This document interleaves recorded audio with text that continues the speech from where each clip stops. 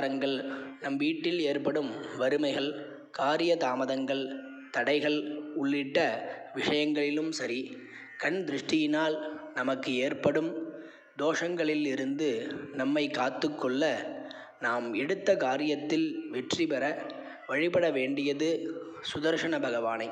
அப்படிப்பட்ட சுதர்சன பகவானை வழிபடக்கூடிய ஓர் எளிமையான ஸ்லோகம் இன்றைய தினம் நாம் அனுபவிக்கப் போகிறோம். ஸ்லோகம்: சுதர்சன மகாஜ்வால கோடி சூரிய சமப்பிரபா அஜ்ஞானந்தஸ்ய மே தேவா விஷ்ணோஹோ மார்க்கம் பிரதர்ஷய. சுதர்சன மகாஜ்வால கோடி சூரிய சமப்பிரபா அஜ்ஞானந்தஸ்ய மே தேவா விஷ்ணோஹோ மார்க்கம் பிரதர்ஷய.